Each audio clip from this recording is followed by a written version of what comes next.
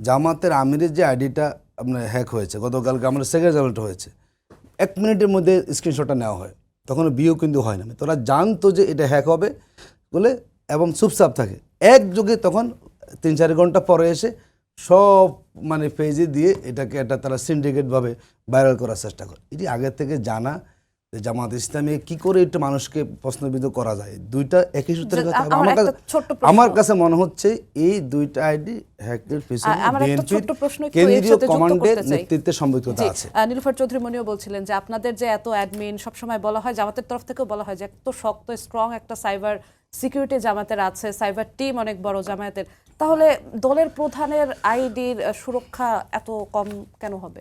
সুরক্ষা কম কিভাবে? আমরা খুব তাড়াতাড়ি ধরছি না, অনলি 45 মিনিটে আমরা উদ্ধার করতে পেরেছি। এটা যেহেতু রাষ্ট্রীয় একটা জায়গা থেকে জিনিসটাকে ইনভলভমেন্ট সেখানে পাওয়া গেছে, রাষ্ট্রীয় জায়গা থেকে, এবং 4:37 মিনিটে আমিরে জামাতেরটা হলো, 5:52 আমরা এটাকে উদ্ধার করতে পেরেছি, মাত্র 45 মিনিট।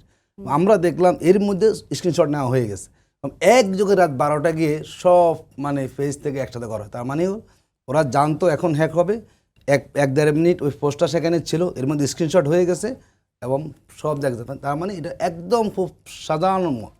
জামাতের আমির যখন প্রতিদিন 6-7টা প্রোগ্রামে কথা বলেন, নারী অধিকার নিয়ে কথা বলেন, সেই সময় জামাতের আমির গিয়ে এই বক্তব্য দিবেন কিংবা টুইটারে লিখবেন, এটা বাংলাদেশে কোনো সাধারণ পাগল বিশ্বাস করে না। কেন করবে যারা? ইলেকশনের সময় এসে অর্ধেক নারী, সেই নারীকে নিয়ে জামাতের আমির সজ্ঞানে এসে এই ধরনের কথা লিখবেন, এটা যারা এই রাজনীতি করার চেষ্টা, তারা জনগণ বোকা ভাবছেন।